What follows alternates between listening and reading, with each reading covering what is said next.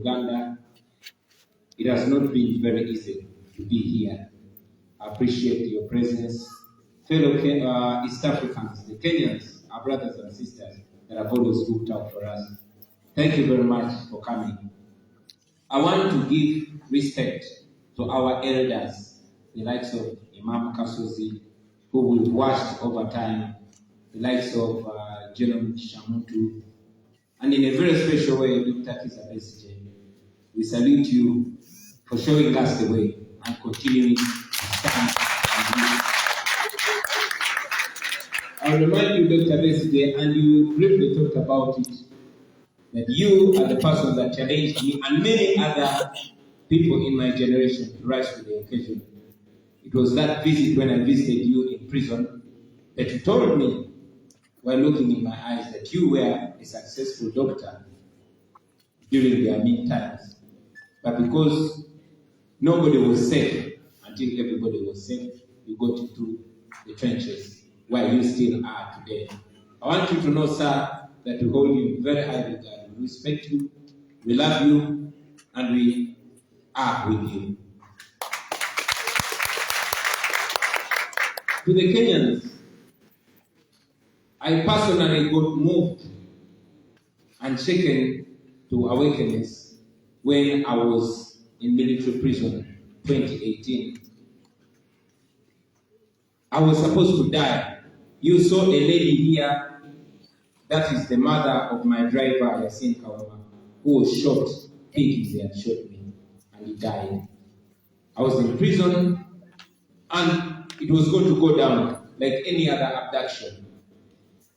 But thanks to the brothers and sisters in Kenya, you started massive protests, which protests spread to the entire world. That is the reason why I'm still alive today. And friends, it did not just start with me. You Kenyans have stood with us from way back in the 60s, in the 70s, when General Museveni and many of his colleagues were fighting against the Obote dictatorship. You housed them, you supported them, you accommodated them. You have not stopped. Even today, you are still with us. Friends, we don't take that for granted. Please don't stop. Continue being our brothers. We will be together as well. Now, the November massacres. You all know that this is a Ugandan issue, and we should be holding this conference in Uganda. It's very unfortunate that we cannot be in Uganda. We cannot mourn our people in Uganda. We cannot talk about issues of human rights in Uganda. That is the sad reality we find ourselves in today. While we are here demanding accountability and focusing on the November massacres, somebody has said it that they did not start the massacres and the extrajudicial killings by the Museveni regime. Did not start today, did not start with 2021. It has been happening, including the massacre that took place in Kasese in November 2016, where more than 200 people, including women and children, were killed. Many of them were tied hands in the back and shot dead. It continues. The November massacre is just a big symptom of a long-sitting sickness, the sickness called Musevenism in Uganda.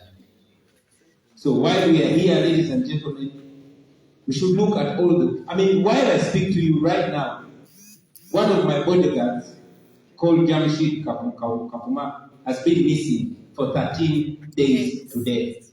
He was picked by security, by soldiers in Ugandan military uniform, and of course others with no uniform. It was captured on camera. Like many others, we have not seen him again. We don't know whether he's alive or dead. That is where we are today, ladies and gentlemen. Among the victims that have spoken, and many that have not spoken, they have dark, dark stories. In this room today, in this room, we have ladies who were raped by Ugandan soldiers and security personnel. In this room, In this room, we have a young man who was castrated like a goat. In this room. Many times, we keep such dark stories to ourselves. But many of them are in this room. He had asked me to call him out so that you people understand that we are actually not making up this. I don't know if you still want to raise your hand, brother. But in this very room, you can stand from there. That brother is called Magesi, who was castrated. In this room here, we have men that have been raped, men that have been sodomized by the Museveni regime. That is where we are. And very painfully, we cannot talk about such in our own home. We are here demanding for human rights. But in our case, in Uganda, I will break it down. We are demanding for the right to be human beings. Yeah. To be human beings and be treated as such. I was in Europe a few days ago, and they're demanding for different luxurious rights, animal rights, etc., etc. We are yearning for rights to be human beings. Rights for which more than 500,000 of our mothers, fathers, and relatives were killed with the promise of a return for the rule of law, return to respect for human rights, and the same. So we are here today, ladies and gentlemen. We are here with heavy hearts, hearts that have been mocked. I mean, when they take you to those dungeons in the chieftaincy for military intelligence, CMI, those guys that torture will first tell you, here, we don't believe in human rights. We don't know human rights. We only know human rights. Yeah, it would be funny if it was not sad. But that's where we are, ladies and gentlemen. You all saw, and Andrew was kidding about it, that General Museveni came out and said, yeah, Bobi Wine was beaten very properly. That is a person that some people in East Africa call the father of the region. Maybe they are right. The father of impunity, the father of dictatorship, the father of lawlessness. That's General Museveni. It will be noted that some of the torture is actually supervised by the Crown Prince of Uganda, General Museveni's son, Muhoozi Kainerugaba.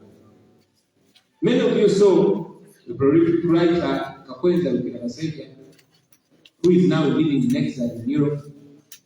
He mentioned it, that he was tortured and cut and beaten under the supervision of General Muhoozi, Museveni's son. That's where we are, ladies and gentlemen. We can go on and on about the pain in Uganda. But Dr. Besigye guided, and I agree with him, that we are not here to lament. But now that we are here, and Kamswaga talked about it, he got very inspired, very motivated that he sees all the leaders, well, not all of us, but at least those that are still, and underline the word still, standing with the people of Uganda. We are here. Now that we are here, Wagwan. Now that we are here, what next? This is a question that many of our people want to ask H.E Bobi, what next? For starters, we need to realize that we are being reduced slowly by slowly. Back when Dr. Kizza Besigye was inspiring us to get into leadership, he opened our eyes and tasked us to open many eyes. We went ahead and opened millions of eyes. Maybe that's why the impunity went a notch higher. But now that we are here, and we know that millions of eyes are open back home and all over East Africa, what next? So much can be said. This conference alone cannot be enough. But at least if there's anything to get from this conference, let it flash a light where we are coming from, and that light will bounce back and show us where we're going, because the farther back you look is the farther in front you will see. The Honorable Matthias Mpuga reminded us about the Moshi conference.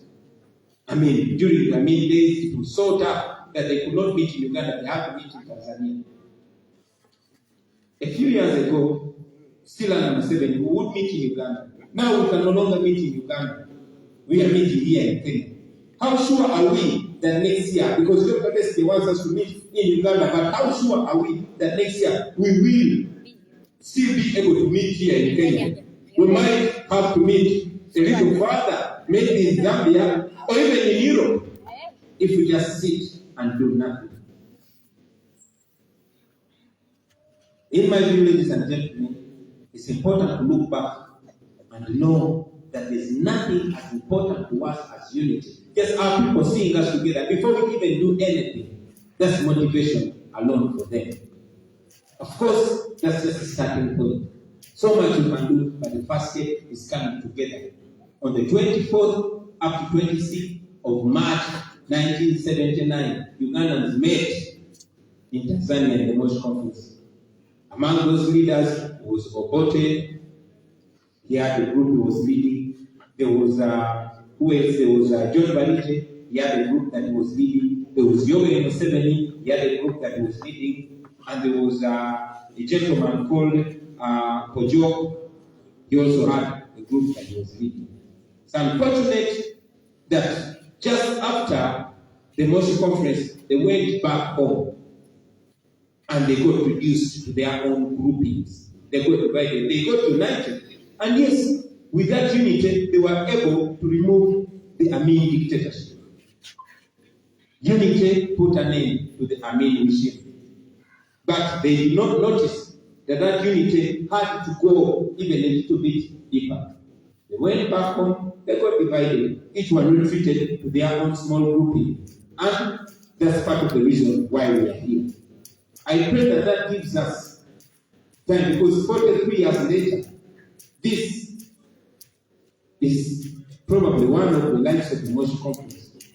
But if there's anything to gain from here, it's the unity. So that when we go back home, we don't look at this as another, meetup and taking pictures, and that's the end of it. But let it be the glue that binds us. And let it also be a testament to our Kenyan brothers and sisters that have stood for and with us to stick together, to not retreat in our small groupings, to not identify ourselves as NUP, as FDC, as JEMA, etc., etc. Because we are living under a dictatorship frame. I'm speaking, and yet I lead a party.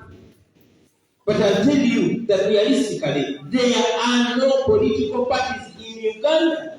You cannot claim to be a political party when you cannot even organize, when you cannot even carry out party activity. Yes, we find ourselves fighting within the opposition. But a deep thinker will show you to tell you that you cannot claim to have an opposition in Uganda. There's no opposition and there's no government. There's just one group of oppressors oppressing all of us. Only that the oppressors have proved a little smarter. They are more united than we, the oppressed. They are united in their impunity. So it's important, ladies and gentlemen, that we look at that unity, build on it, and that unity will benefit Ugandans. When we come together, it's for the benefit. These people, these torture survivors that have been here, they are, in my view, a representation of Ugandans. None of these victims was running for any position of office. No, they were supporting us. That's what they faced. And like David Lewis has mentioned it, these are just a few cases that we can show. Otherwise, many of them are even too threatened, they are too scared to even speak out. So now that we are here, ladies and gentlemen, let's capitalize on that unity. Let's build on that unity. Fellow leaders, let us put country before self, like gentlemen always guides us. Our country should be bigger than us and the pain of our people. If there's nothing, that should unite us, ladies and gentlemen.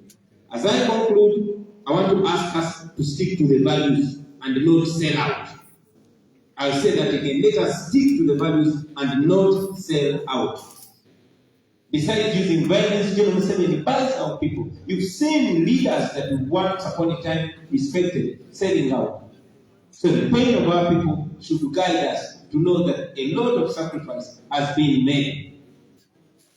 And let us just return the favor by standing by those values for which we convince them to get into that trouble and they are still standing.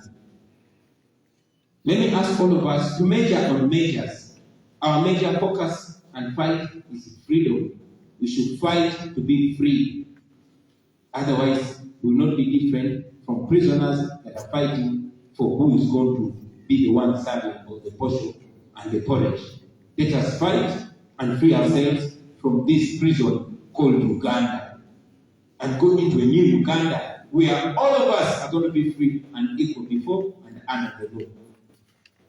To our Kenyan brothers and friends, we thank you. To the Kenyan leaders, and yes, also the citizens, please resist Museveni and Musevenism.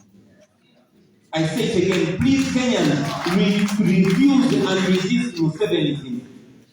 You have seen, and we told you, and we are continuing to see.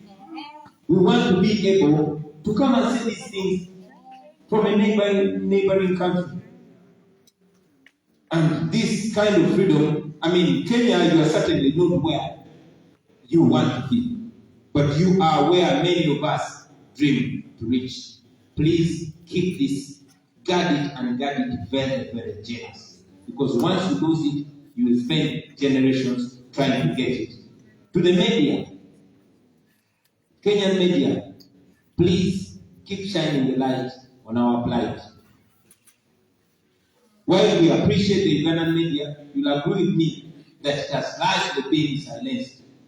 We depend so much on social media, and as you know, Facebook is banned in Uganda. Why? Because General Museveni doesn't like it. So, for the media, please keep highlighting our plight. Show the world what is going on in Uganda. That is helpful, a great deal. Many of us are still alive because of that weapon called the camera. It is very, very powerful. Please, mutubere. That's the slang back in the ghetto. That means, watch us, don't take your eyes off us. Please. And finally, to the international community, we use every opportunity to call up the international community, and I want to do the same right now.